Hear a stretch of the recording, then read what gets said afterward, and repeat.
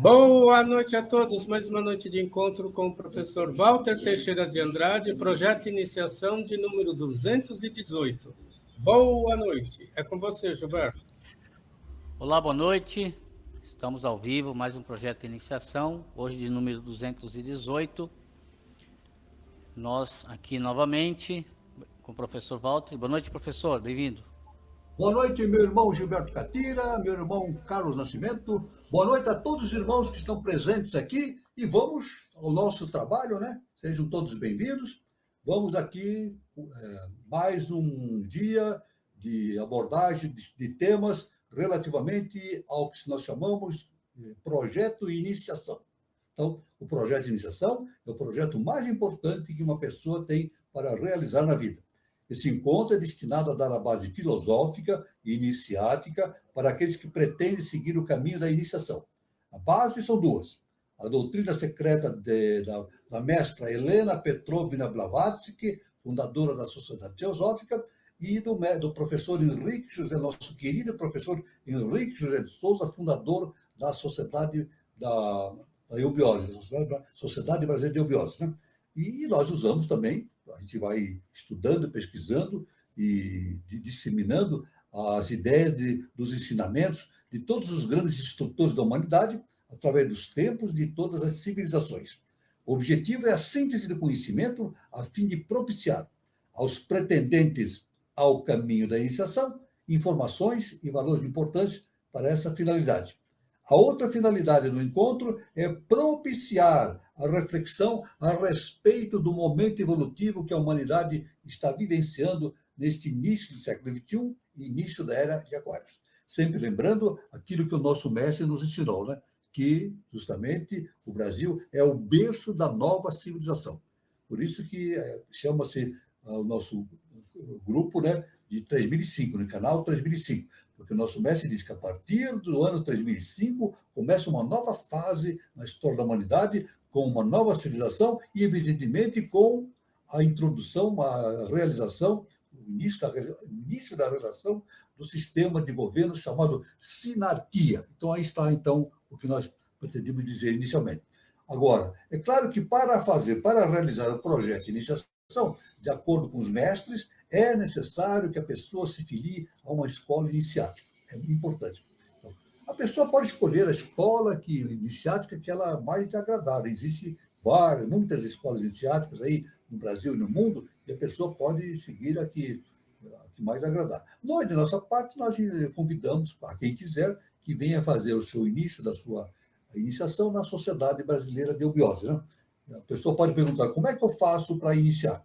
É muito simples. Entra no site da Eubiose, pega uma ferramenta de busca da internet, né? E busca lá, Sociedade Brasileira de Eubiose, vai encontrar o site, e no site ela vai encontrar muitas informações a respeito da Sociedade da Eubiose, né? E também vai encontrar informações sobre departamentos que existem no Brasil e no exterior. E o site, a pessoa acessando um caminho lá, um botãozinho, né? Existe um determinado botão no site, a pessoa clica lá e a inteligência artificial vai perguntar o nome da pessoa e a cidade onde mora, a cidade e o estado. E aí, pelo contato que a pessoa vai fazendo com a IA, o que acontece? Ela vai receber informações, dando o seu nome e a cidade onde mora, ela vai receber informações do departamento que existe no seu estado, né? Pode ser que o departamento seja na sua própria cidade, né? Isso pode, aí a pessoa vê qual é o mais importante, né? É claro que aí a pessoa entra em contato com o departamento, né? O site fornece o endereço, o telefone, o e-mail, todas as informações, né? E a pessoa entra em contato e marca o início do seu curso na Eubiose, e normalmente o curso começa sempre em janeiro. Agora, esse ano já não está dando mais tempo, já estamos já em outubro, agosto, depois setembro, né? Normalmente o curso começa na segunda semana de janeiro em todos os departamentos. Mas o primeiro curso que se faz é o curso peregrino, o grau peregrino. Depois existem mais 4 graus, totalizando 5. Quando a pessoa faz os 5 graus, ela tem o direito de tornar-se membro efetivo da Sociedade Brasileira de Eubiose. Então, ela pode frequentar participar de todas as reuniões internas e externas, todas as palestras internas e externas, pode participar das ritualísticas, uma coisa muito importante, e mais do que nunca, ela pode e tem o direito de ler as cartas revelação do querido professor Henrique José de Souza, que são milhares e milhares de páginas. Agora, pode ser que ela não encontre um departamento perto da sua cidade, né? Pode acontecer isso, né? Mas isso não impede que ela faça o curso. O que ela pode fazer? Então, ela vai fazer o quê? Ela vai, evidentemente, pode fazer o curso pelo IAD, Ensino à Distância. Aí, através do site, da mesma forma, ela faz a sua inscrição pelo IAD, Ensino à Distância, e vai receber as aulas pela internet. Pronto, aí está resolvida a situação. Recebe as aulas pela internet. Tudo bem? Aí está, então, o caminho, né? Muito bem? Então, aí está essas primeiras indicações para todos, né? E vamos, então, começar aqui o nosso, reiniciar, né? Continuar o nosso trabalho, né? A respeito do estudo da filosofia transcendental, cósmica, né? Especificamente, de maneira geral, né? Então, nós estamos vendo aqui determinados aspectos determinados, revelados pela nossa mestra Helena Petron Blavatsky e também seguidos e confirmados pelo professor Henrique José de Souza. Estávamos estudando a respeito dos Upanishads e vamos continuar esse estudo, né? Os orientalistas enumeram 150 Upanishads da Índia, hein? E consideram os mais antigos como os escritos provavelmente uns 600 anos antes da nossa era.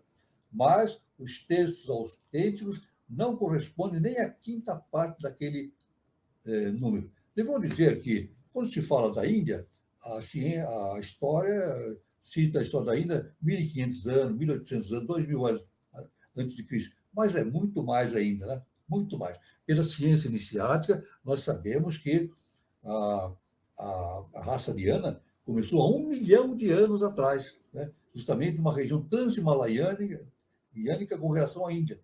Há 1 milhão de anos. Há 900 mil anos atrás, ela saiu da meseta do Pamir, que é uma região transhimalaíana, e veio para a Índia. Então, praticamente, a Índia começou aí seu projeto, seu trabalho há 900 mil anos. A ciência não revela isso, mas esse é o ensinamento secreto, né? A ciência iniciática nos ensina isso, né? Então, nesse decorrer, surgiram os Upanishads, né?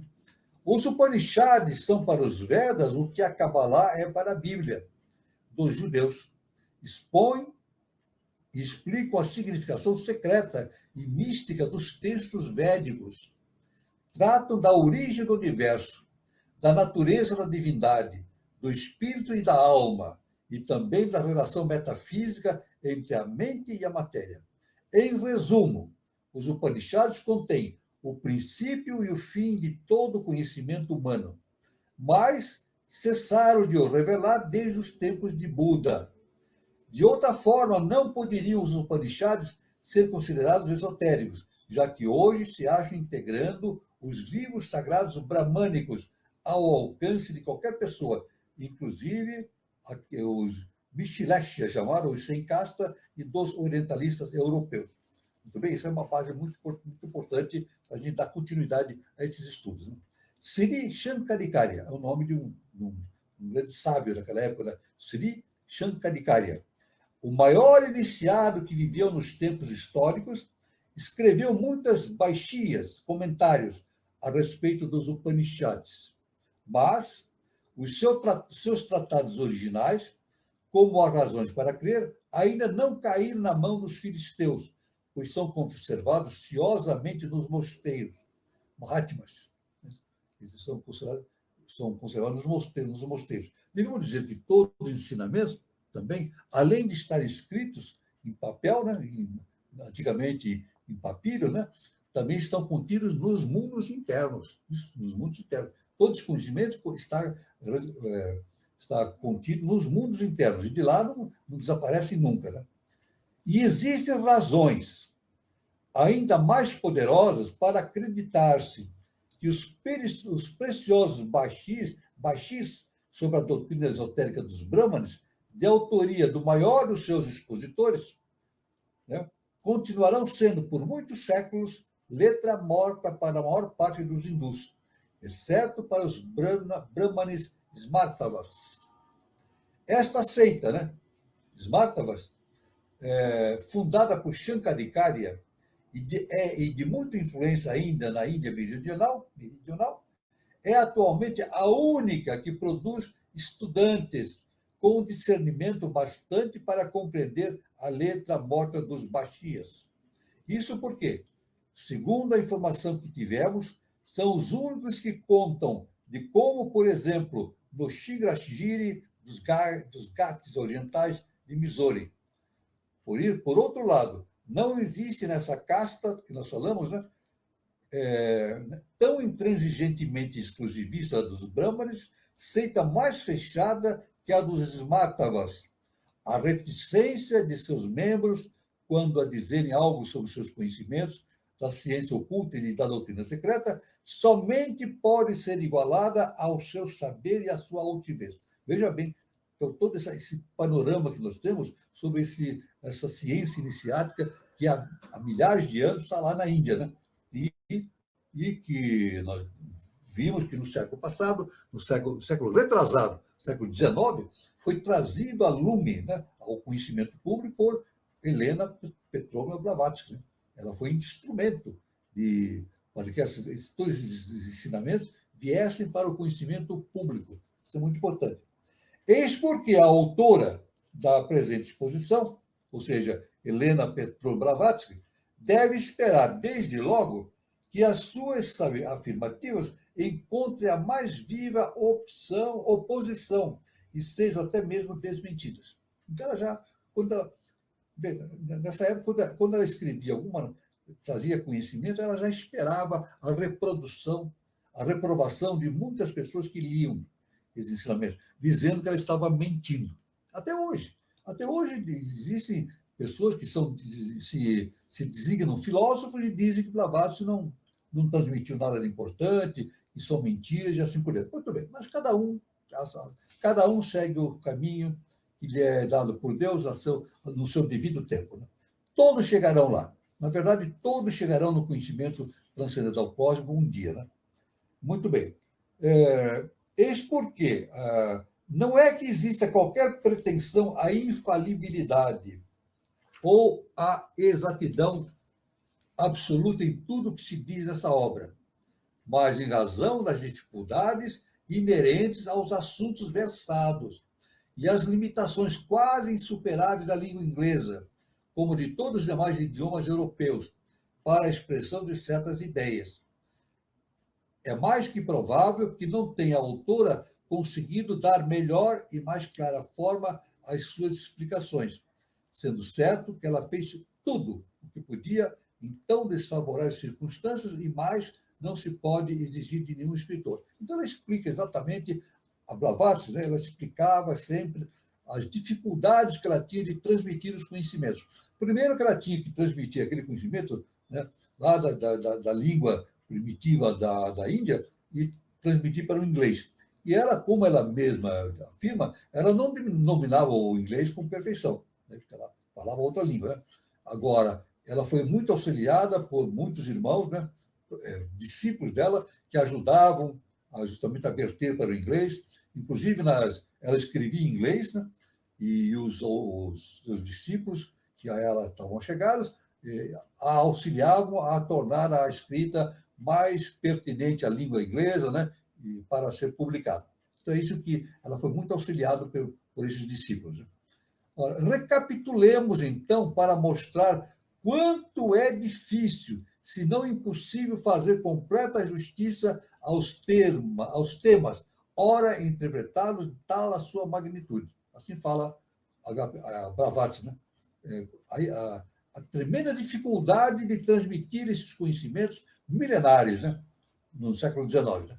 Muito bem. O primeiro ponto que ela especifica dessas dificuldades é o seguinte: a doutrina secreta é a sabedoria acumulada dos séculos, e a sua cosmogonia, por si só, é o mais prodigioso e acabado dos sistemas, ainda que velado, como se encontra no esoterismo dos Puranas.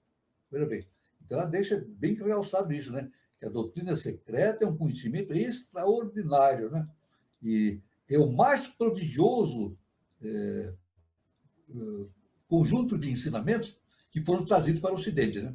Mas tal é o poder misterioso do simbolismo oculto que os fatos que ocuparam a atenção de gerações inumeráveis de videntes e profetas iniciados para os coordenar, classificar e explicar durante as assombrosas séries do progresso evolutivo. Estão todos registrados em algumas poucas páginas de signos geométricos e de símbolos. Então, aqueles que trouxeram todo esse conhecimento do Oriente, exemplificando com um exemplo maior, Helena Blavatsky, tiveram que traduzir isso na linguagem ocidental e mostrar isso através de símbolos geométricos, de símbolos. Então, é muito difícil isso, muito difícil. A visão cintilante daqueles iniciados foi até ao próprio âmago da matéria. Descobriu e prescrutou a alma das coisas, ali onde um observador comum e profano, por mais arguto que fosse, não teria percebido senão a tessitura externa da forma. Olha que ela deixa bem claro, né? Quando a pessoa não tem a capacidade de se aprofundar no tema, quando ela recebe ensinamento, ela vê por fora.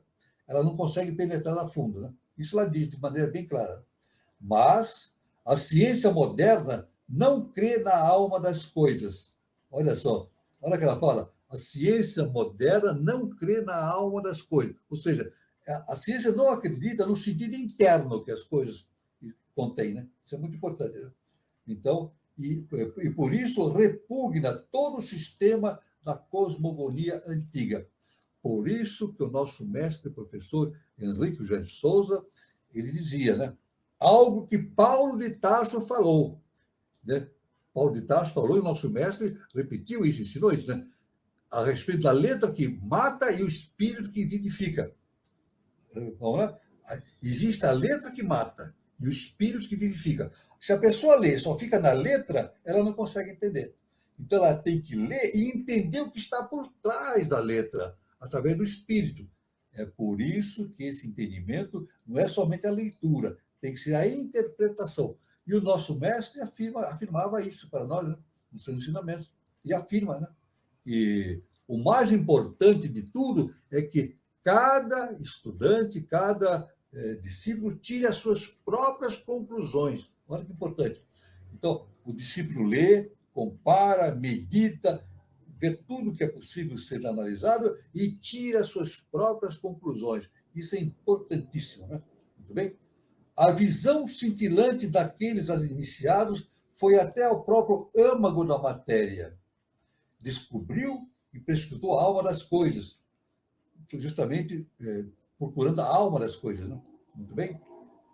Mas a ciência moderna não crê na alma das coisas, como nós falamos, né? É inútil dizer que tal sistema não é o fruto da imaginação ou da fantasia de um ou mais indivíduos isolados, que se constitui dos anais ininterruptos de milhares de gerações de videntes, cujas experiências cuidadosas têm concorrido para verificar e comprovar as tradições transmitidas oralmente de uma ou outra raça primitiva acerca dos ensinamentos dos seres superiores e excelsos que revelaram sobre a infância da humanidade. Então, a HPB fala sobre a infância da humanidade. É claro que esses ensinamentos que são trazidos através de veículos. Olha que importante. São os veículos, né? Como é que a divindade transmite as coisas para nós? Não há possibilidade da divindade jogar na nossa mente, no nosso ouvido, a verdade como ela é, porque nós não entenderíamos, né?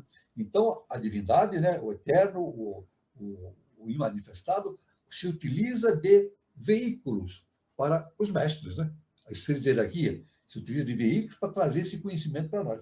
Isso é muito importante. Através do quê? Das gerações subsequentes. Então, eles vão trazer esse conhecimento. Isso aí, justamente, justifica a palavra avatara. É isso? Avatara não é um ser.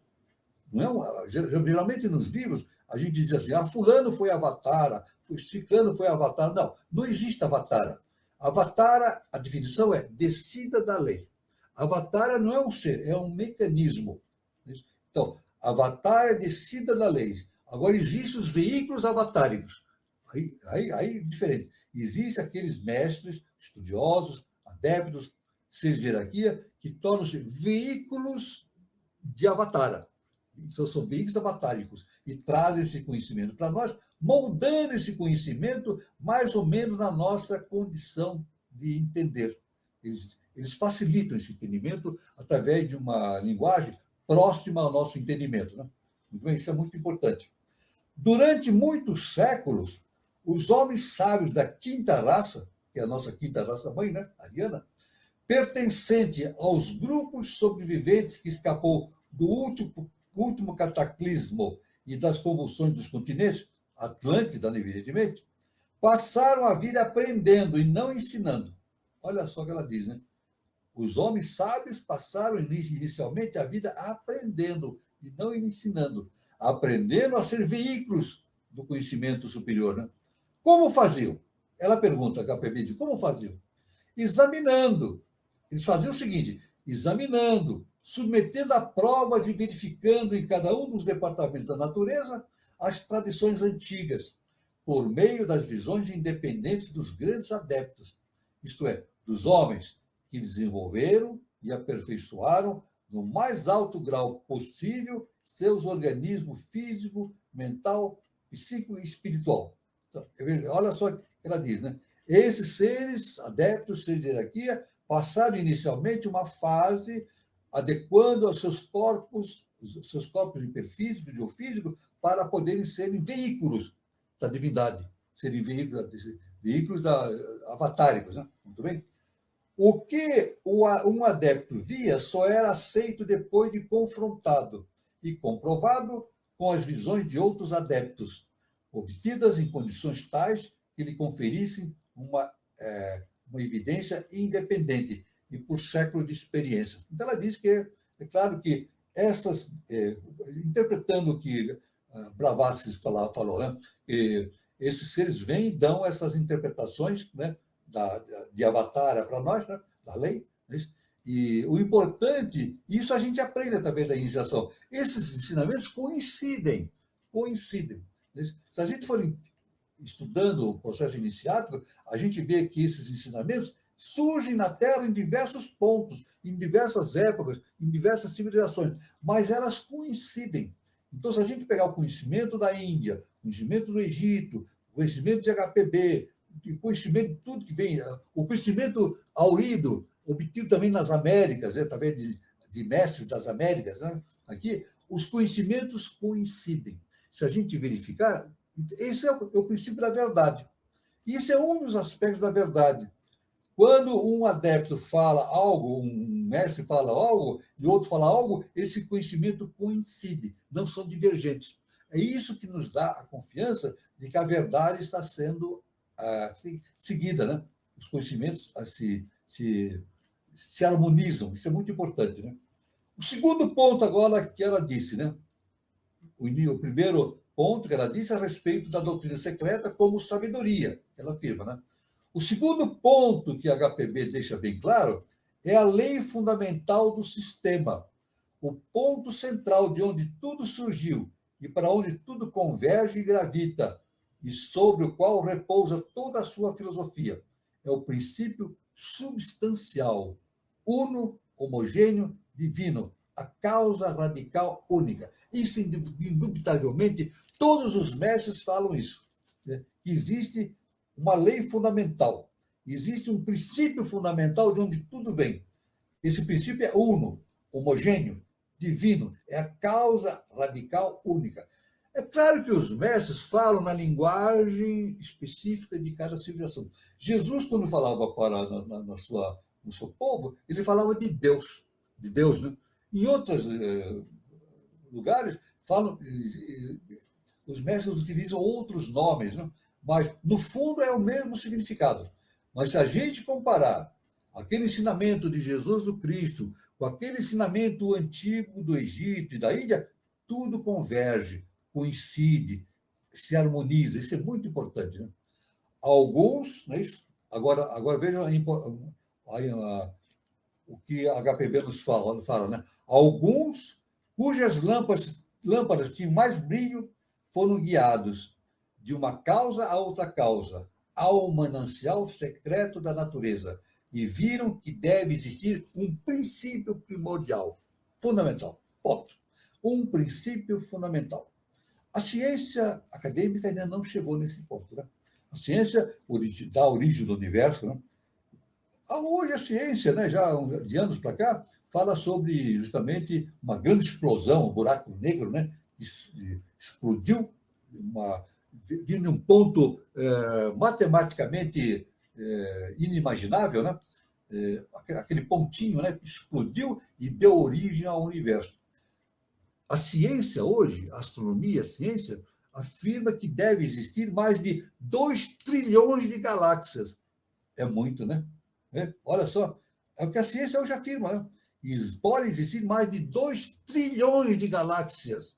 E cada galáxia, que nossa Via Láctea, por exemplo, tem de 200 a 400 bilhões de estrelas. Olha só que coisa. Vamos multiplicar? A gente pode imaginar que existem planetas também, né? Planetas orbitando essas estrelas, como o nosso sistema solar tem, né? Vamos imaginar 6, 3, 4, 5, 6, 10 planetas em cada Sol, né? Imagina a quantidade de planetas que existe pelo universo. É algo inimaginável. Isso, por enquanto. Enquanto a ciência ainda admite a possibilidade de existir pelo menos 2 trilhões de galáxias. Mas é claro que o número é muito maior, né? A ciência não consegue atingir esse número. É inimaginável isso. Né? E ainda mais também nós temos que considerar que, em termos de astronomia, já falamos isso, a astronomia ela estuda o passado do universo. Não é isso? A astronomia estuda o passado e a pele do universo. A pele do universo é a camada externa, o físico denso. Mas por dentro do físico denso, dessa parte mais material, existem mais outros níveis hiperfísicos, né? Que no nosso plano solar nós entendemos a existência de 7 planos hiperfísicos, né? Mas sabe lá quantos planos hiperfísicos existem no universo, né? Isso não cabe na nossa cabeça. Então, a quantidade é inimaginável para a nossa consciência, né? Mas é claro que até hoje na física quântica e muitos cientistas eles indagam, né? Houve a explosão, né, do buraco negro. Então, eles perguntam o que existia antes do buraco negro. É isso, né? Veio tudo do zero, do nada? Ora, nós sabemos, né? Pelo nosso estudo, a gente vê que no nada, nada vem. A gente não pode imaginar que do nada vem tudo. O tudo vem do tudo. Isso é evidentemente, né? É claro que atrás desse buraco negro, antes da explosão, deve existir algo. Os cientistas desconfiam disso e estão estudando, né? E é claro que existe, né? Dentro da nossa ciência iniciática, a gente estuda as noites e os dias de Brahma. É isso? Quer dizer, nós vivemos aqui no nosso sistema solar, os dias de Brahma. É isso? Mas por trás desses dias de Brahma existem as noites de Brahma. São trilhões e trilhões de anos, né? A ciência iniciática nos afirma. Veja só a imponência desse conhecimento, que escapa totalmente à nossa possibilidade de entendimento. Mas estamos no caminho. Jesus afirmava que um dia nós chegaremos à casa do Pai. Não é verdade? Ou seja, aqui ele se referia ao nosso sistema solar. A casa do Pai é o primeiro trono, Brahma.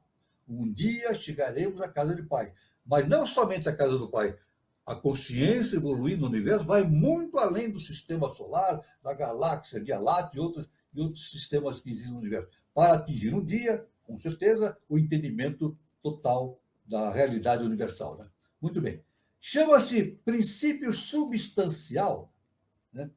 Porque, convertendo-se em substância no plano do universo manifestado, que não passa de uma ilusão, continua a ser um princípio no espaço visível e invisível, abstrato, sem começo nem fim.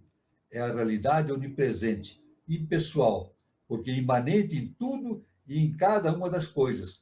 Sua impessoalidade é o conceito fundamental do sistema. Está latente em cada átomo do universo e é o próprio universo. Então, isso aí, a HPB nos chama, né? Que esse estudo que se faz através da iniciação, a gente atinge, é o caminho para entender esse princípio substancial. O princípio substancial, nós vivemos no mundo maiávico, na ilusão, né? O nosso mundo manifestado, é isso, primeiro trono, o segundo trono, o terceiro trono. O nosso universo do sistema solar, ele é maiávico. Além desse sistema maiávico, que nós não conseguimos compreender, existe justamente o imanifestado, aquilo que é a realidade, né? Então, o HPB diz que o caminho, e Jesus fala isso, e todos os mestres falam, que nós caminhamos para entender essa realidade que está ainda distante de nós, mas que um dia nós atingiremos. E depois, aqui, a HPB fala, né, que ela se refere a isso, né, que, de maneira geral, que esse universo manifestado cria a Maia, né, e através da criação das muitas possibilidades, das infinitas possibilidades que existem no universo manifestado. Mas uma coisa importante, olha, veja só que importante e difícil a gente entender. O imanifestado produz o manifestado, produz a cadeia enorme de coisas que existem, mas não se divide. Olha só, vamos dizer assim, de forma bem simples, a gente fala assim, Deus não se divide. Deus origina o universo manifestado, né? Essa quantidade enorme de coisas que nós temos, né? No mundo físico, a vida orgânica, a vida vegetal, animal. No mundo físico, né? As galáxias, os elétrons, os átomos, né?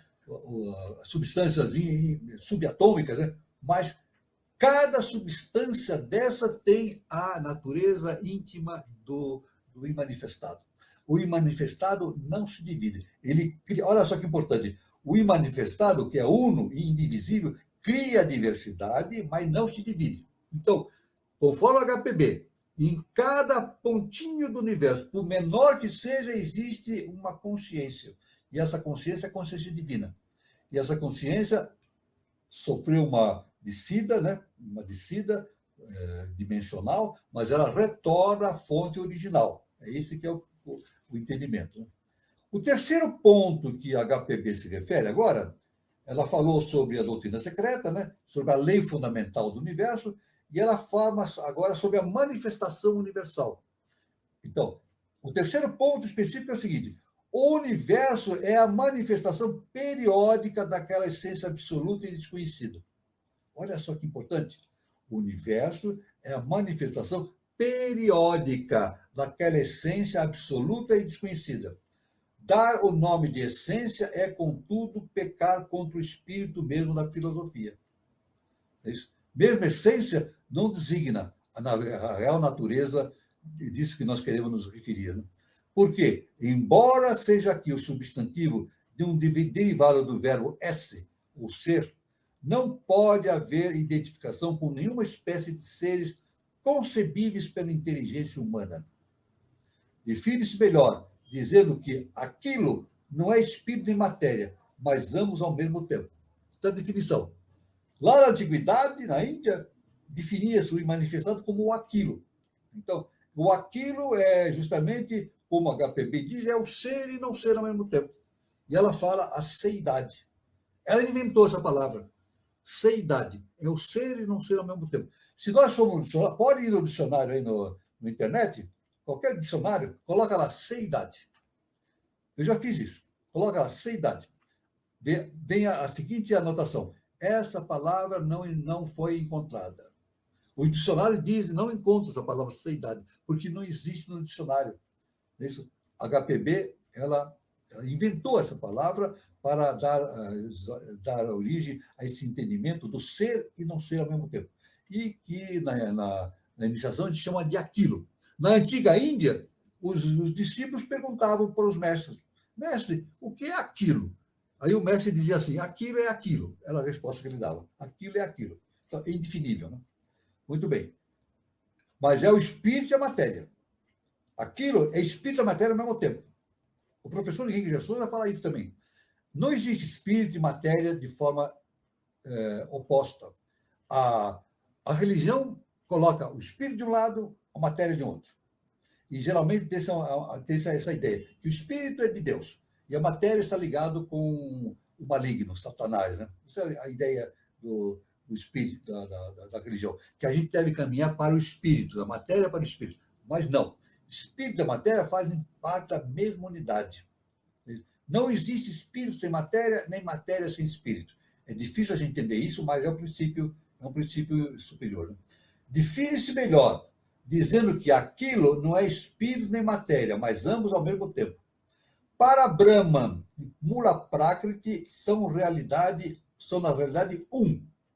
Para Brahma e Mula Prakriti, se bem que apareçam com dois no conceito universal do manifestado, inclusive no logos único ou manifestação. Primeira, em que, como se explica, sabe o autor das notas sobre o Bhagavad Gita, aquilo surge objetivamente como Mula Prakriti e não como para Brahma, como seu véu, e não como a realidade una, que está por trás e é incondicionada e absoluta. Então, veja bem, o Mula Prakriti, na verdade, é o véu. Isso a ciência iniciática diz isso. Nós temos o Sol central. O Sol central é a maior consciência que nós temos no nosso sistema solar. E outra, a HPB nos avisa o seguinte, quando ela fala de universo, ela está se referindo apenas ao sistema solar. Tudo bem? Quando na doutrina secreta, a HPB Helena Blavatsky se refere ao universo, ela está se referindo ao sistema solar, unicamente. Muito bem. Agora, quer dizer, existem conhecimentos infinitamente mais profundos do que nós, do sistema solar. Né? Agora, o Sol central, que é a mais alta consciência do sistema solar, o Sol central olha por aquilo, para o Ina manifestado, e não consegue ver manifestado. Né? Ele vê um véu chamado Mula Prakriti. Mula Prakriti é a origem da matéria, a raiz da matéria. Mula Prakriti significa raiz da matéria. Então, o Sol central olha para o eterno e não consegue distinguir o eterno. Nem o Sol central. Ele vê Mula Prakriti. Olha só. Por isso que a HPB chama Mula Prakriti como véu. O véu, né? Muito bem. Em quarto ponto, agora o quarto ponto que a HPB nos indica no seu conhecimento. Né? O universo como um todo, o que ele contém, é chamado Maya. Maya quer dizer ilusão. Porque nele tudo é temporário, desde a vida efêmera de um pirilampo até a do Sol. Então desde um vagalume, né, que ela diz pirilampo, um vagalume, né? Então, tudo é temporário, desde a vida de um vagalume, de uma minhoca, de qualquer serzinho, até a do Sol. Tudo se equivale, tudo temporário, cíclico, temporário e cíclico. Né? Comparado à eterna imutabilidade do Uno e à invariabilidade daquele princípio, o universo, com suas formas transitórias e sempre cambiantes, certamente não parecerá ao espírito de um filósofo valer mais do que um fogo fátuo. Fogo fátuo é aquelas chamas que aparecem, né? Que muitas vezes pessoas presenciam, né? Na mata, né? Aquele fogo que sai da mata, né? Chamando fogo fátuo. Né? Então, ela diz que um filósofo, né? Certamente não parecerá para o filósofo, essa consciência universal, como apenas um fogo fátuo. Entretanto, o universo é suficientemente real para os seres conscientes que o habitam e que são tão ilusórios quanto ele próprio. Olha que interessante, né? O que ela fala. É um conhecimento profundo e difícil, né? Mas a gente vai atingir esse conhecimento a pouco e pouco. Quinto ponto que a HPB, da Helena Blavatsky, nos ensina nessa questão, né? Veja bem, ela diz, olha só agora, veja só o que Blavatsky fala, é um conhecimento importantíssimo. Tudo no universo, em todos os seus reinos, é consciente, isto é, dotado de uma consciência que lhe é peculiar, em seu próprio plano de percepção. Tudo no universo é consciência. Para a física, para a ciência acadêmica, isso é um absurdo. Isso não dá. Como é que a ciência acadêmica vai imaginar que um elétron tem consciência, que um próton tem consciência, né? Que uma minhoca tem consciência, que um vagalume tem consciência? Mas tem. Isso. Tudo no universo. Por menor que seja, ele tem consciência. Agora, que tipo de consciência? Claro, um elétron tem consciência de elétron. Um próton tem consciência de próton. Um átomo tem consciência de próton, né? Então, uma minhoca tem consciência de minhoca. Um vegetal tem consciência de vegetal. E nós, um animal tem consciência de nós. E nós temos a consciência de ser humano. Nós estamos vivenciando a nossa experiência no reino humano. Não somos humanos. Não somos humanos. Estamos passando pela experiência humana. Veja só que importante, né? Devemos capacitar-nos de que só por nós humanos não percebemos sinal algum de consciência na pedra, por exemplo. Não é essa a razão para concluirmos que nenhuma consciência existe ali. Olha só que interessante. Pela teosofia, a pedra tem consciência. A pedra tem consciência. Que consciência? Consciência de pedra. Porque ela é originada da consciência infinita. Claro, ela é originada do todo, do aquilo. Ela tem uma consciência abrandada. É isso? Essa consciência desce do imanifestado para o manifestado e a consciência perde a consciência sua divina. Nós. Por isso, Jesus falou isso lá no Evangelho. Vós sois deuses. Olha só, Jesus está no Evangelho e disse: vós sois deuses. Nós somos deuses. Agora a gente fala, somos deuses? Como que? Nós seres humanos, somos tão imperfeitos e somos deuses? Jesus falou, vós sois deuses. Somos deuses esquecidos. Isso é importante. Somos deuses que nos esquecemos da nossa origem divina. E o projeto que nós temos de iniciação é relembrarmos a nossa consciência divina, que o nosso mestre Jesus, nosso querido mestre, fala, a volta à casa do Pai, primeiro trono, no nosso sistema solar, verdade? Isso é muito importante, né? Então aqui, não há matéria morta ou cega. Olha que HPB fala, Helena Blavatsky, não há matéria morta ou cega. Né? Quando a gente vê uma pedra, diz, é uma pedra, não sabe o que faz. Não, a pedra tem consciência. Por quê? Não há matéria morta ou cega, como não há também lei cega ou inconsciente. Na filosofia oculta, não há lugar para conceitos que tais. Ela não se preocupa jamais com as aparências exteriores. Olha só o que a HPB fala, né? Na filosofia oculta, ela não se preocupa com as aparências exteriores, mas sim o que existe no interior de cada coisa do universo. Para ela, tem mais realidade as essências numênicas que as suas contrapartidas objetivas. O que são? Ela fala de essências numênicas. Numênicas. Vamos entender isso? A consciência numênica é a consciência que está dentro de cada partícula. Agora, nós vemos o fenômeno. O fenômeno é aquilo que a gente vê na nossa frente. Chama-se fenômeno. E o númeno é a essência do fenômeno. Agora, o caminho da iniciação é entender o número que existe em cada essência. Isso é muito importante. Assemelha-se nesse ponto aos nominalistas da Idade Média, fala HPB, para quem, né, ela diz, né, os universais eram realidades. E as particularidades só existem nominalmente na imaginação do homem. Olha o que a HPB fala. As particularidades, as coisas particulares, só existem na imaginação do ser humano.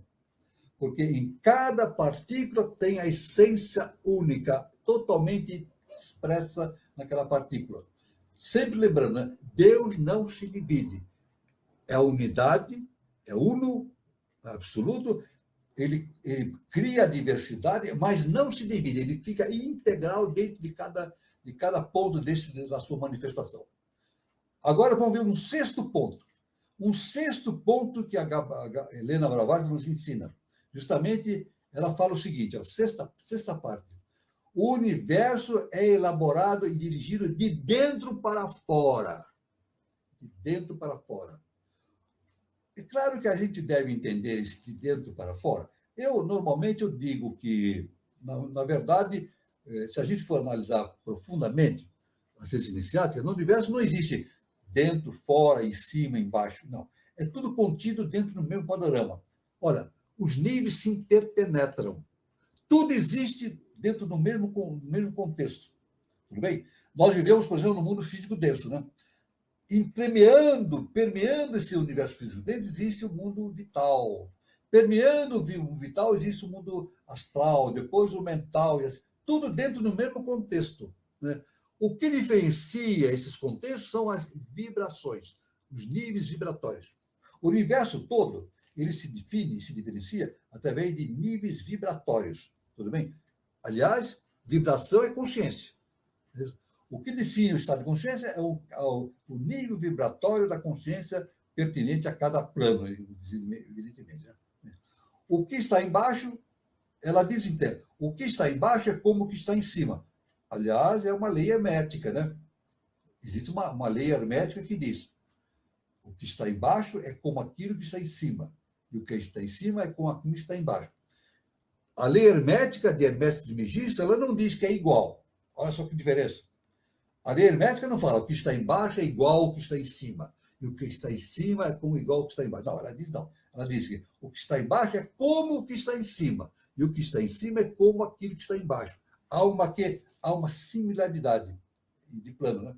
Então, o que está embaixo é como o que está em cima. Assim como no céu, como na terra. O homem, microcosmo, é e cópia e miniatura do macrocosmos. É o testemunho vivo dessa lei universal e do seu modus operandi, da sua forma de agir. Então, tudo, na verdade, o homem, inclusive, é justamente o microcosmo, é uma cópia. O microcosmo é uma cópia do macrocosmo, né? Só que dirigido para um plano vibracional baixo. A HPB continua seguindo o seguinte: observamos que todo movimento externo, ação ou gesto, quer seja voluntário ou mecânico, mental ou orgânico, é precedido e produzido por um sentimento ou emoção interna, pela vontade ou volição, e pelo pensamento ou mente. Isso ela já se refere a um plano em que justamente a consciência atinge um estado de livre-arbítrio, de autoconhecimento, assim por diante. Tudo, então, aquilo que ocorre internamente é precedido por um sentimento, por uma emoção, né? Pois que nenhum movimento ou alteração exterior, quando é normal, se pode verificar no corpo externo do homem, sem que o provoque um impulso interno, comunicado por uma daquelas três funções. Assim também sucede no universo externo ou manifestado. Tudo que acontece no ser humano tem origem na sua interioridade, assim como no universo. É que nem a dor. Um exemplo típico é a dor. Isso na eubiose a gente sabe perfeitamente. A dor, pelo sentido orgânico, né, físico, a dor para nós é material. Mas não é assim. A dor, como nós entendemos, ela vem da alma. Ela surge no plano astral. No astral. Isso, no astral. É o processo da anestesia. O processo, e esse astral, ele passa por vital, né? A dor, ela vem do astral, essa percepção, passa por vital e se projeta no mundo físico. Tanto que a anestesia, a ciência não sabe disso ainda, a anestesia provoca o afastamento do corpo denso do corpo vital. A anestesia faz o afastamento. Então a pessoa não sente aquela emanação que vem do mundo astral. É uma coisa muito importante isso.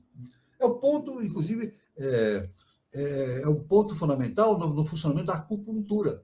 A acupuntura ela é realizada no corpo vital. Na verdade? Então, ela pode tirar dor, pode melhorar o processo de funcionamento do mundo, do aspecto físico da pessoa, né? É um princípio da acupuntura. A acupuntura é realizada no corpo vital. O corpo vital, né? Olha só que interessante.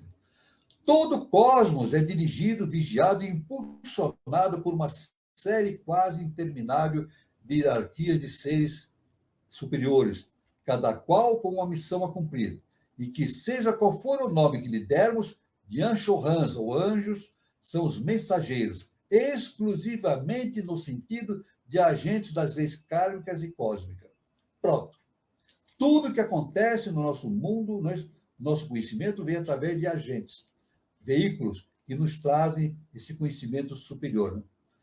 Esses seres variam ao infinito os seus aspectos, respectivos graus de consciência e de inteligência, e chamar espíritos puros a todos eles, sem qualquer toque terrestre, aquele toque que o tempo costuma imprimir em suas presas, é simplesmente uma licença poética.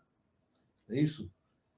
Porque cada um desses seres ou foi um homem no Manvantara anterior, ou vai ser no atual, ou em um Manvantara futuro.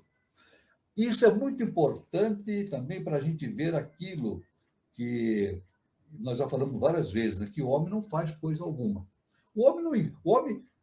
Às vezes o homem pensa que inventa as coisas, realiza e produz isso, produz aquilo. Não, nós não fazemos nada, não criamos nada, não fazemos nada. Somos veículos. Está tudo criado em potencial dentro do aquilo, do todo, do imanifestado. Agora, nós podemos evoluir e nos transformarmos em agentes veiculares dessa consciência infinita. Assim como são as hierarquias superiores. Eles trazem um conhecimento superior, são veículos desse conhecimento, que nem Jesus. É por isso que Jesus chama Jesus o Cristo. É isso?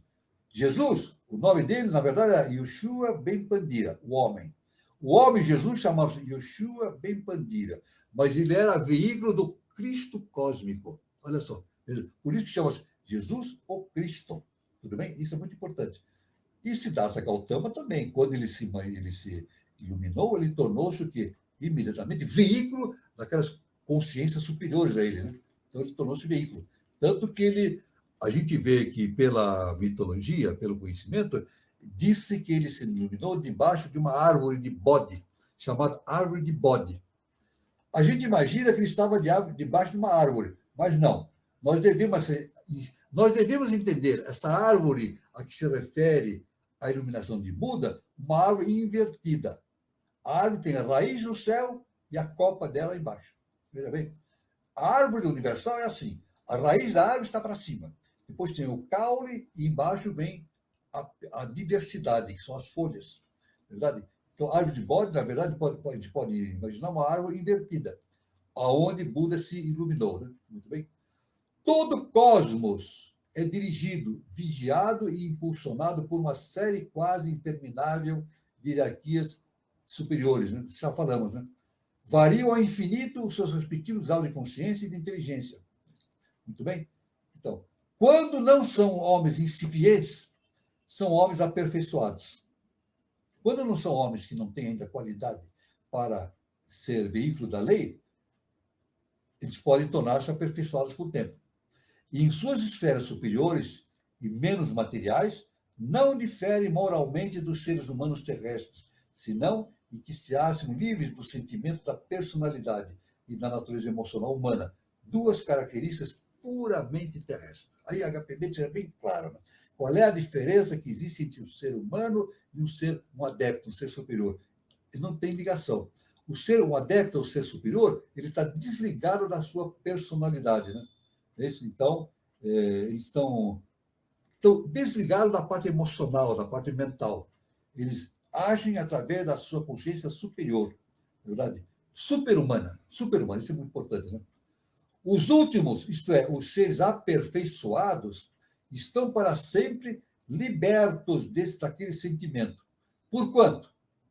Primeiro, por quanto? Estão libertos dos sentimentos porque por dois motivos. Primeiro, já não possuem corpos carnais, este peso que entorpece a alma. E segundo, não encontrando obstáculos ou elemento espiritual puro ou estando mais livre, são menos influenciados por Maya, a ilusão, que o homem, a não ser que esse seja um adepto, isto é, capaz de manter completamente separadas suas duas personalidades, a espiritual e a física. Então, o adepto consegue manter essa separação entre a parte física e a parte espiritual. Ou seja, de maneira mais profunda, psicologicamente, no adepto não impera a personalidade, impera o espírito. É por isso que Jesus, olha só, o que a HPB fala aqui é o mesmo que Jesus falou no seu tempo, né? Encontrareis a verdade e a verdade vos libertará. Olha só. Jesus falando isso, o que a HPB acaba de falar também. Nós encontramos, veja bem, encontrareis a verdade. O que é encontrar a verdade? É encontrar o Deus que existe em nós impregnado. É encontrar o Deus, entender, é começar a entender a nossa própria divindade. Porque Jesus falou, vós sois deuses. E Jesus falou, encontrareis a verdade e a verdade vos libertará. A gente pergunta o quê? Na religião, a religião pode dizer assim, a verdade vai libertar de Satanás. Não, não é isso. A verdade, ou seja, o conhecimento da nossa divindade, nos liberta de nós mesmos. Olha só. A nossa evolução espiritual é nos libertarmos do quê? De nós mesmos. Do quê? Da nossa personalidade.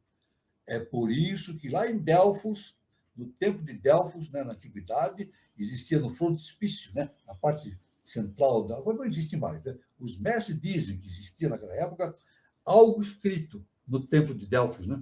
estava escrito assim: homem, conhece a ti mesmo e conhecerás os deuses do universo. Aí está. Qual é o caminho para conhecer os deuses do universo? Conhecer a si mesmo. Ponto final. Não existe outro caminho. Não é verdade? Então, a ciência acadêmica procura estudar aquilo que está para fora. O universo, as galáxias, etc. Mas isso não vai, né? Dá uma visão geral da coisa. Mas a ciência verdadeira é a introjeção, o caminho para dentro da consciência para entendermos a nós mesmos. Isso a ciência vai conseguir ainda. Eu digo a ciência acadêmica. A ciência acadêmica, já no terceiro milênio. Olha, eu já, através dos meus estudos, eu vejo que lá pelo ano 2500, por aí, a ciência já vai começar a perceber que existe um enorme potencial para o conhecimento da verdade através do conhecimento interno. E isso vai acontecer inevitavelmente. Por quê? Eu falo 2500 porque ela é metade do caminho para 3005. Né? O ano 3000 ou 3005, como o nosso mestre fala. 3005 vai iniciar-se a nova civilização e início da preponderância da sinarquia na face da Terra. Agora, para que isso aconteça, é necessário que o homem conheça a si mesmo. O importante da iniciação é o autoconhecimento, né? Então, isso é muito importante, né? O adepto é capaz de... Então, a HPB diz que o adepto é capaz de manter completamente separado as duas personalidades, a espiritual e a física, né? Isso é muito importante, esse conhecimento, viu? Então, veja só como é importantíssimo esse conhecimento. A gente pega o conhecimento de HPB, de Helena Blavatsky, pega o conhecimento do professor Henrique de Souza, pega o conhecimento de Sócrates, de Platão, de todos os grandes, da Índia, todos coincidem. Né? A gente analisa esses ensinamentos coincidem no mesmo ponto, determinando a existência de uma unidade universal e uma manifestação em diversos pontos do universo, né? Cada um dentro da sua especificidade, mas todos esses conhecimentos se interagem, se harmonizam, não há diferença. Por isso que o nosso mestre fala isso, o professor Henrique de Souza, que nós devemos estudar, comparar os conhecimentos, meditar sobre as várias possibilidades e depois tirar a nossa própria conclusão. Não é verdade? Isso é muito importante, tirar a própria conclusão. É a diferença que existe entre a ciência iniciática e a religião. A religião de forma que nós entendemos, né? Dogmática. Né? Na religião dogmática, o seguidor da religião ele segue aquilo que lhe falam. Vê o dirigente da religião e diz assim, é assim, assim, assim, e a pessoa tem que acreditar naquilo. É o acreditar. Então, ela acredita naquilo que o dirigente da religião fala para ela. Mas não é assim. Não é assim. Ela tem que chegar ao conhecimento através do entendimento de si mesmo. Ela tem que se autoanalisar. Por isso que na ciência iniciática chamamos autoconhecimento. O autoconhecimento é a base, a pedra fundamental para que o indivíduo atinja a iluminação, chegue à casa do Pai e transgrida, passe além desses limites e caminhe em direção do conhecimento universal. Isso é muito importante.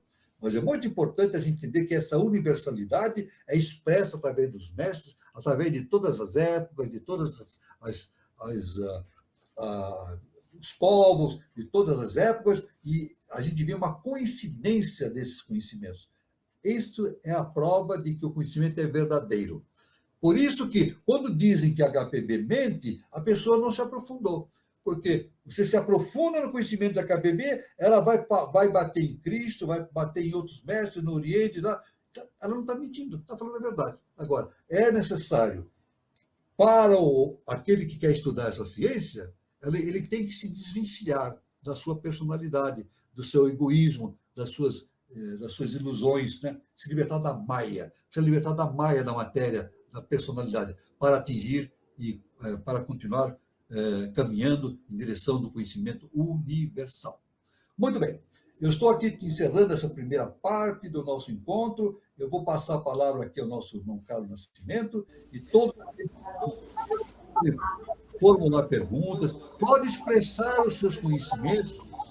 É como eu sempre brinco, né? Eu sempre digo assim, o nosso caminho é a iniciação. A pessoa pode até não concordar, pode divergir, pode ter outros conhecimentos, faz parte do conhecimento. O conhecimento não é concordar, é analisar tudo e tirar a sua própria conclusão, seja qual for. Mas isso chama-se autoconhecimento. Muito bom, professor. Então, professora, por exemplo, o mundo material é ilusório, né?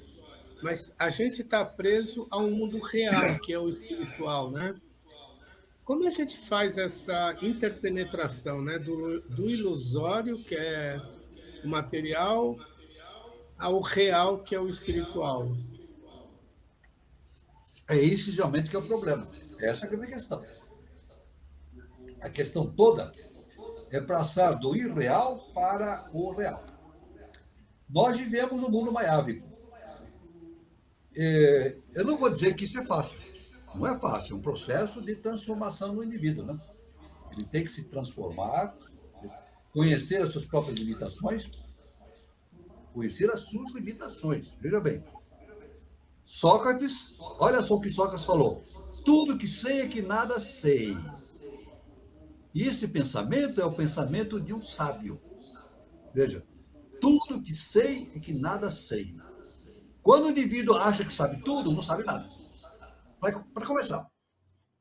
Então, tem muita gente aí que tem diplomas e mais diplomas e conhecimentos, pós-graduação, e diz que a HPP mente. Eles não pensam, não estão pensando. Não estou criticando, estou fazendo uma análise, né?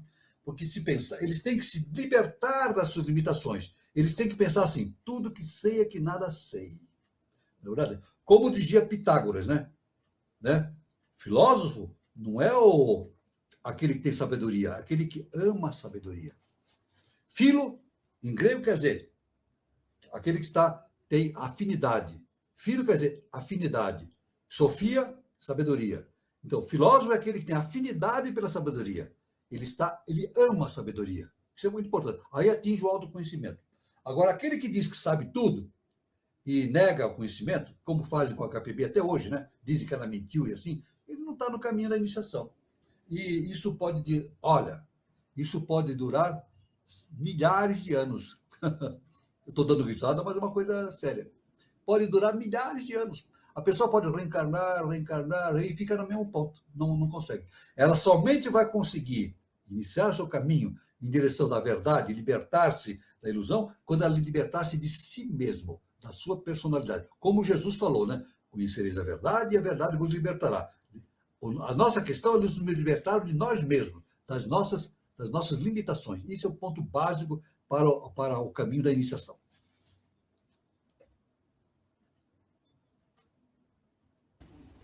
Gilberto, você tem alguma colocação? Muito bem. Recadinho de sempre para o pessoal que está acompanhando. Tem bastante gente aqui no online assistindo, né?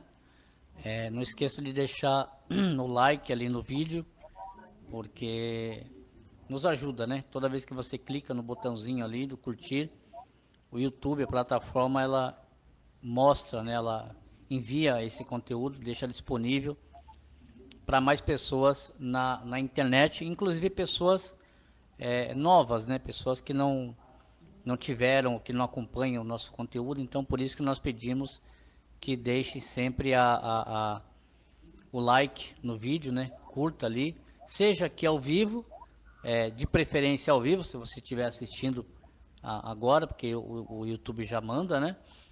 Ou então, se estiver assistindo depois gravado, também da mesma forma. E também, se não for inscrito no canal, clica ali no botão se inscrever, clica no sininho das notificações, que daí toda vez que tiver uma atividade nova aqui no canal, você será informado com prioridade. E por último, nós pedimos que compartilhe, manda esse conteúdo para uma pessoa que gosta, que tem interesse, que aprecia, né, esse tipo de informação, que também terá aí alguma utilidade com certeza, tá? E lembrando que hoje é o programa de número 218, aqui do Projeto Iniciação. Todos os programas do Projeto Iniciação têm o conteúdo, né, de iniciação, professor Henrique José de Souza, Helena Petrovna Blavatsky, dentro dessa linha, com o intuito de passar as informações sempre aí com abordagem exclusiva do professor Walter. Então nós deixamos aqui também, indicamos como fonte, né, como fonte de pesquisa, de estudos, né? Nós estamos agora no meio do ano, mas como o professor disse no início, geralmente no comecinho de cada ano começam as novas turmas, para quem, as novas turmas de estudos, né? Para quem vai iniciar na eubiose. Então a gente indica como fonte, né, de pesquisa. Então ajuda, tem bastante tempo aí, dá para pesquisar bastante, você vai se familiarizando com a linguagem, com os termos, com os assuntos, e ajuda bastante. Quando chegar o começo aí das aulas, que você escolher um local, né, para estudar, seja numa unidade, num departamento, seja online, como for, pelo menos você vai estar bastante familiarizado, tem bastante informação e é de bastante utilidade. Fica aí a nossa dica, tá certo? É isso aí, Carlos.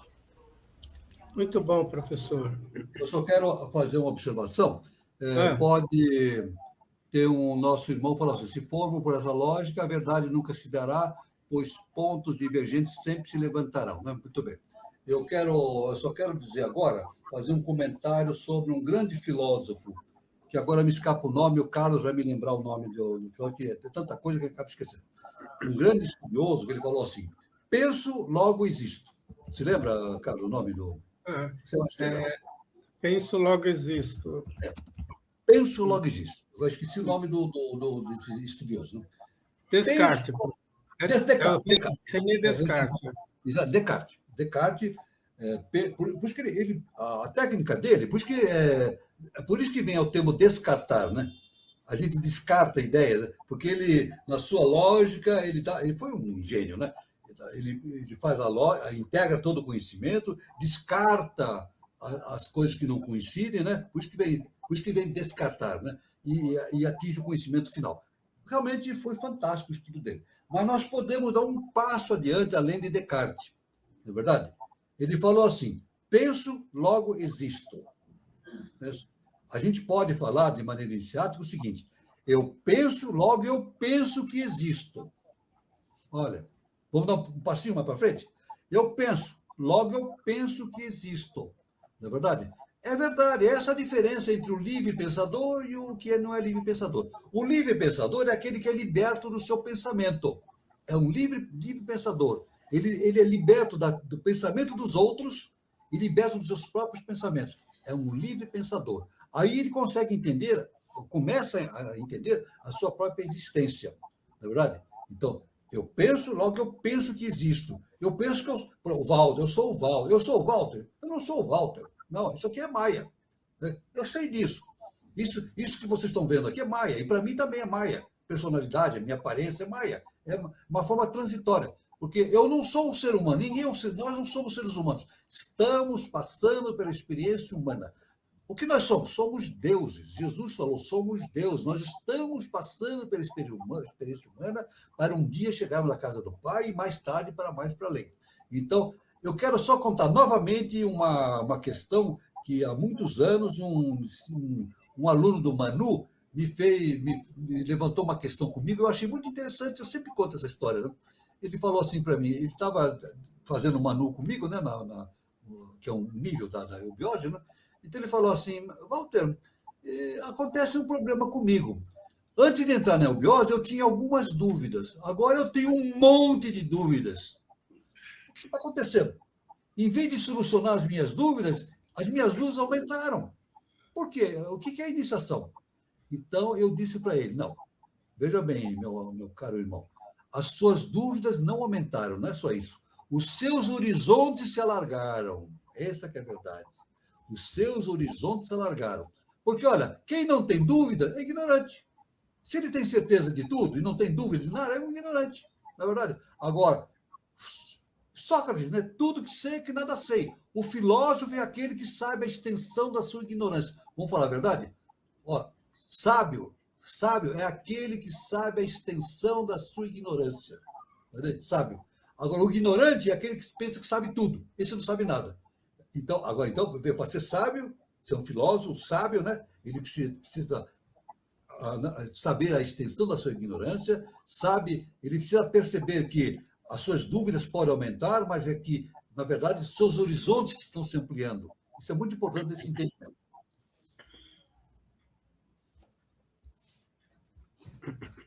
Muito bom, professor. Muito bom. A Eliane também coloca, professor, muita clareza nos conhecimentos transmitidos pela Blavatsky. E ela também pergunta... A Eliane também. A Eliane, uma informação.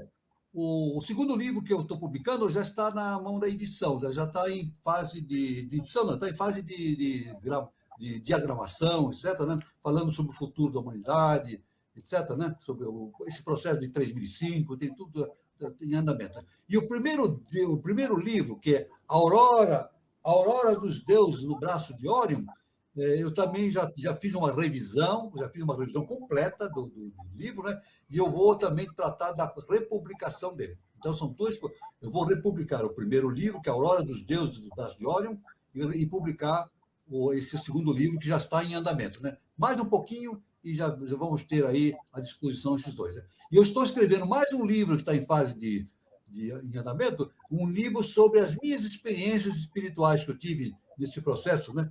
Eu dou aula na UBS há 30 anos, mas eu já venho desde os 13 anos, 14, 16 anos, me dedicando, eu sempre gostei desses assuntos, né? Então, eu vou contar toda essa história num livro específico, né?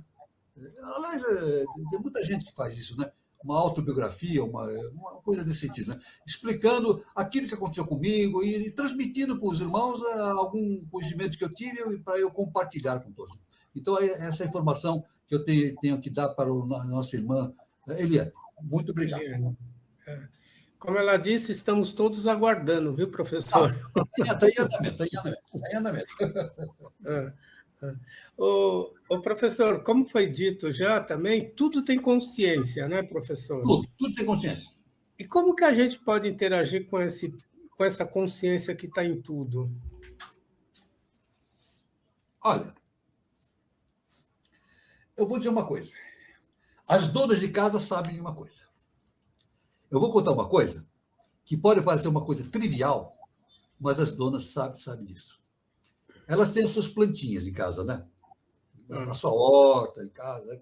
Então, elas chegam, põem água na plantinha, e agradece, ela trata a plantinha com amor. A planta sente isso, viu? A planta sente, viu?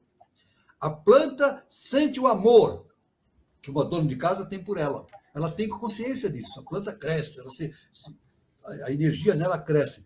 Agora, se uma planta for tratada mal, e tem gente que faz uma planta murchar, através de uma vibração ruim, faz a planta murchar. Não é verdade? Isso acontece.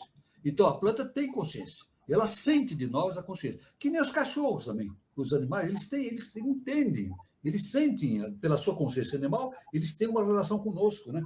Tanto que dizem, né? O cachorro, o cão é o melhor amigo do homem. E é verdade, tem essa interação de consciências, né? Mas ele é um animal ainda. Mas é um animal agora. Todo mundo que tem um cãozinho deve olhar para o seu cãozinho e pensar assim, aquele que está no caminho da iniciação. Tem um cãozinho bonitinho, um gatinho, onde eles estão a caminho da vida humana. Não nessa quarta cadeia. Na quinta cadeia evolutiva, eles vão passar para a vida humana. Inevitavelmente vão passar para a vida humana. Então, aí está uma coisa muito importante para esse entendimento. Muito bom, professor. Eu vou passar uns recados. Olha, não tem essa prática da utilização dos metais para a cura, né? Dos cristais. Não tem cristais para cura? Tem gente que usa os cristais. Não tem isso? É um estudo difícil, profundo. Usa os cristais para produzir o revigoramento da pessoa, né? Tem um nome especial nessa ciência, tem muita gente especializada. Porque o cristal tem uma vibração, ele tem uma consciência. E isso pode ser integrado no nosso corpo, né? Então tem esse fenômeno de cura através dos cristais. Veja bem que interessante, né? Muito interessante essa questão. Muito bem lembrado, professor. Eu quero passar uns recados aqui. Eu quero falar sobre o Espaço Chakra Nova Era, que é um centro de terapias holística. A sua matriz fica lá na cidade de São Lourenço, sul de Minas Gerais, Quem estiver passando por São Lourenço, faça uma visita. O endereço está aí, é Praça Helena Jefferson de Souza, 38, anexo 1, São Lourenço, Minas Gerais. Para mais informações, que pode ser via telefone ou via WhatsApp, o número está aí. O prefixo de São Lourenço é 35 e o número é 99756-6874. O endereço do Instagram é @ShaktiNovaEra. Lembrando que tem filial do Espaço Shakti Nova Era no Departamento da Eubiose de Brasília, Departamento da Eubiose de Juiz de Fora, e 2 endereços em São Paulo, Departamento da Eubiose de Santana e também no Departamento da Eubiose do Sumaré. E falar também do nosso projeto Iniciação, né? Todo sábado a gente tem um encontro aqui com o professor Walter Teixeira de Andrade, projeto Iniciação, todo sábado, no mesmo horário, às 20h40. O professor Walter Teixeira de Andrade traz vários assuntos para ampliar o nosso conhecimento iniciático, e juntamente aqui com seus colunas, Gilberto Cartira e Carlos Nascimento. E a gente está, nesse sábado, completando o projeto de iniciação de número 218. Prestigie. E eu queria também falar sobre uma palestra, eu acho que é esse o folder, né? A palestra que eu quero, a palestra vai ser no Departamento de Santana, no sábado, no Departamento da Eubiose de Santana, vai ser no dia 15 de agosto, às 16 horas, sábado que vem. O Fernando Camposana falará sobre a influência da música no ser humano, descubra o poder da música, o que ela desperta na sua mente e no seu corpo. Então, a entrada é franca, sábado que vem, dia 15 de agosto, às 16 horas. O Departamento de Santana fica na Conselheiro Saraiva, 538, próximo ao metrô Santana. Então, lembrando, sábado que vem, dia 15 de agosto, às 16 horas, palestra com Fernando Camposana, no Departamento da Eubiose de Santana, a influência da música no ser humano. Bom, os recados são esse, professor. Eu quero falar uma coisa aqui. Eu estou dizendo que eu estou escrevendo agora, estou preparando um livro para contar as minhas experiências que eu tive na iniciação, na eubiose, para compartilhar isso, né? Para não ficar só comigo, né?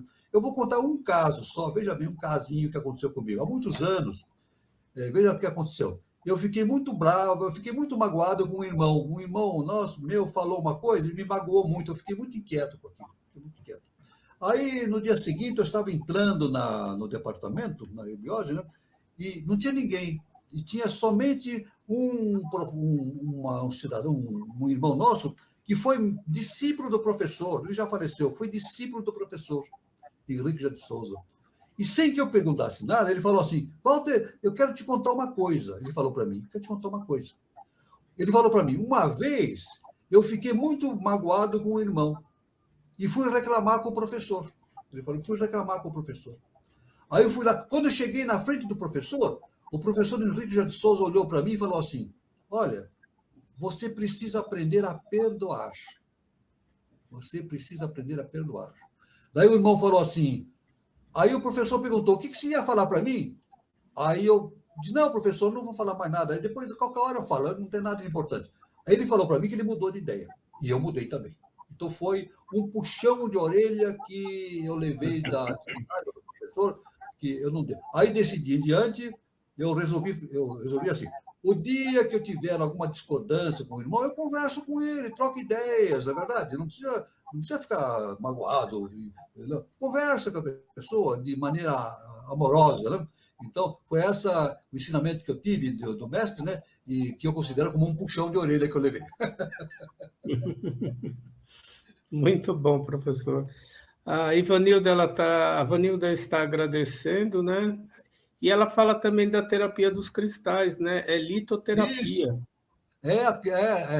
Exatamente, a terapia com os cristais. Isso é muito divulgado, tem muitos entendidos, muitos profissionais, né, que fazem o tratamento com cristais e muita gente se relata a cura, né, com a imposição dos cristais, etc. O cristal tem a sua vibração, cada um tem a sua vibração específica, né?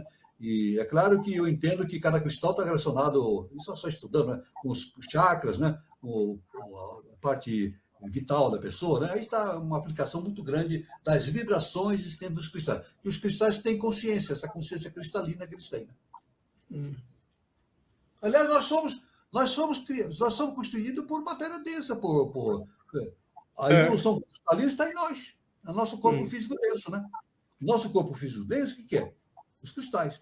E a nossa parte nervosa vem dos vegetais. Por isso que chama assim, sistema neurovegetativo, né? Que chama assim, sistema neurovegetativo. Porque o nosso sistema nervoso é que nem uma árvore, não é verdade? Se a gente for ver o seu, é uma árvore, né? Então, vem do reino mineral, isso, do reino vegetal. Então, no nosso corpo, nós temos a experiência vegetal em nós, a experiência mineral, e temos a experiência animal também, né? A nossa parte humana, né? A parte emocional, etc., né? Mas estamos desenvolvendo agora a parte superior, que é a parte super-humana, não é verdade? Então, nós estamos por fases. Então, não somos seres humanos, estamos passando pela experiência humana. Por quê? Já vivemos, nós já passamos pela experiência mineral, já passamos pela experiência vegetal, já passamos pela experiência animal e agora estamos passando pela experiência humana.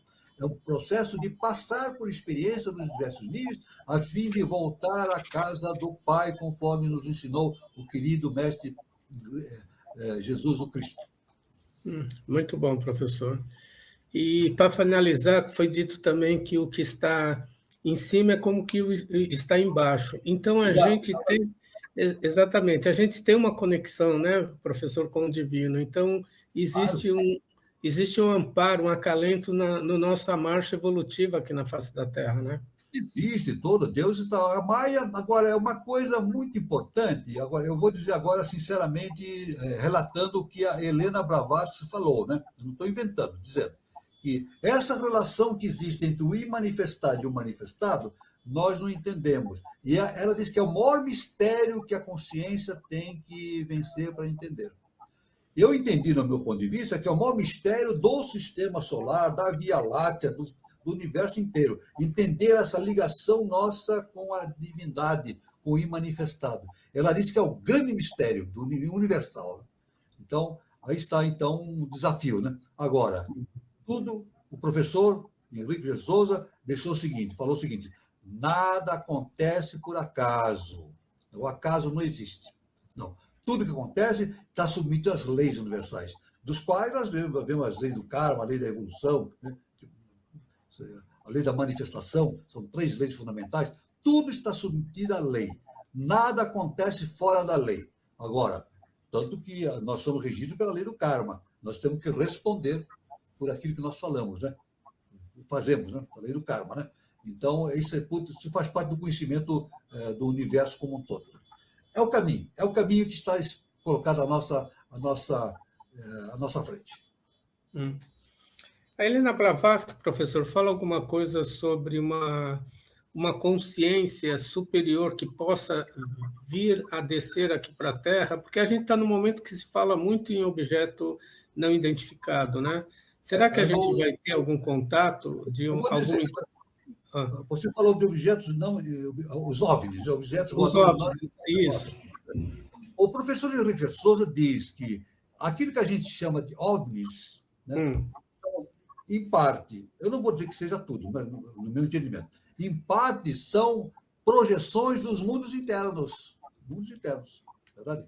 E são projeções de matéria de sexto sistema, matéria do sexto sistema, olha só, é uma matéria que nós não entendemos. E o professor nos diz que esses seres, essas consciências que vêm dos mundos internos e se projetam e aparecem na atmosfera, eles vêm trazendo coisas importantes para a nossa evolução humana.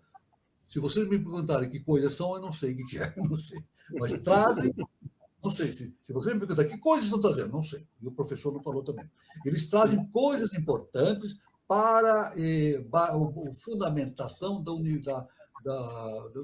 evolução humana. Agora, uma coisa eu sei, isso aí o nosso mestre nos falou. Durante o terceiro milênio, vai haver conforme o Jesus Cristo falou, vai haver a separação do joio e do trigo, né? Então, se não estiverem preparados para a nova civilização, não reencarnam mais na Terra e vão reencarnar em globos, outros globos, para reiniciar o seu processo evolutivo. E o Espiritismo fala, isso do Espiritismo é dito, né, que o mundo passa de um mundo, vai deixar de ser um mundo de provação para ser um mundo de regeneração. E o nosso mestre afirma isso nos seus ensinamentos, que nesse terceiro milênio, muitos seres de hierarquia vão reencarnando na Terra para ajudar a evolução. Seres de elevada hierarquia vão reencarnando ou vão produzindo, utilizando-se de veículos para transmitir esses conhecimentos. Agora, o grande veículo que está se manifestando na Terra justamente é o Buda Maitreya. Na verdade, a partir de 2005, a Maitreya está previsto desde a Índia antiga, desde a antiguidade. Na Índia fala-se muito sobre a vida de Maitreya, mas o professor fala especificamente. 2005 começou a era de Maitreya. Maitreya é um produto, é uma projeção do primeiro trono. Maitreya é uma projeção do primeiro trono. 2005 começou a era de Maitreya. Mas o professor diz que vai haver esta separação do joio e do trigo, né? Uma purificação, e seres de elevada hierarquia vão reencarnando na Terra. Provavelmente, no meu entendimento, são seres que vêm realizar também a sua evolução na Terra, complementar a sua evolução, e outros seres vêm trazer conhecimentos ainda que nós não portamos na nossa consciência ainda, relativamente ao ano 3005 e ao futuro da humanidade na nova civilização. Então, uma coisa eu sei, o planeta Terra está passando por uma transformação nunca antes passada. Vamos deixar bem claro? Eu vou deixar bem claro isso. O planeta Terra está passando por um processo de transformação nunca antes passado pela Terra, em toda a sua história. E tanto que hoje na internet estão falando que a Terra está indo para a quinta dimensão. É correto. A Terra está caminhando, está saindo da quarta dimensão e caminhando para a quinta dimensão. Isso faz parte do projeto de transformação, projeto de evolução do universo. E a Terra tem um importante trabalho de evolução. Somente, quero dizer, a Terra tem três tarefas para produzir. Complementar a evolução lunar, que não terminou, fazer a sua própria evolução e fazer a evolução do quinto planeta, que não existe mais, que explodiu. Nós já falamos isso anteriormente. Então, são três funções da Terra. Mas tudo aquilo que na Terra foi produzido, ela vai para onde? Vai para Júpiter. Olha só.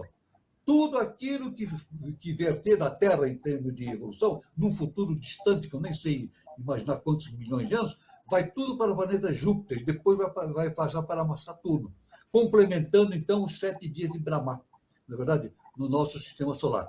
É um assunto fascinante. A gente vai estudando e a gente vai ficando fascinado. As dúvidas vão aumentando, mas a gente vai ficando fascinado pelo volume do conhecimento, pela coisa grandiosa que é tudo isso, né?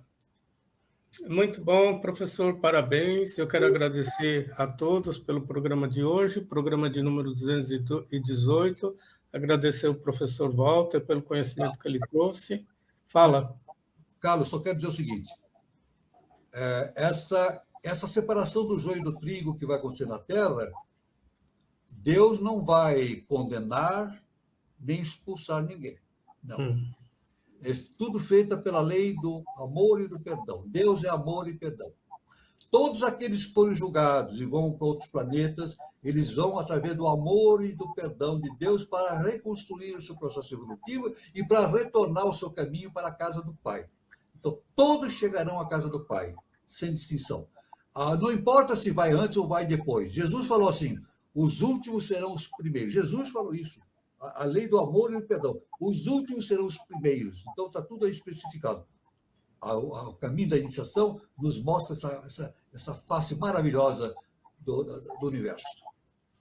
E que assim seja, né, professor? Assim seja. E assim será. Está sendo. Pessoal, obrigado. Eu quero agradecer a todos que participaram. Lembrando que o programa fica aí gravado no YouTube. Quem não pôde assistir hoje, fica aí a semana inteira para assistir. O programa está muito bom. Pessoal, um bom final de sábado, um bom domingo, né? Amanhã é Dia dos Pais, um bom domingo do Dia dos Pais. E até o próximo encontro. É com você, Gilberto. É isso aí, pessoal. Um bom restinho de sábado para todo mundo. Descansem. Amanhã um bom domingo para todos e nos vemos no próximo programa.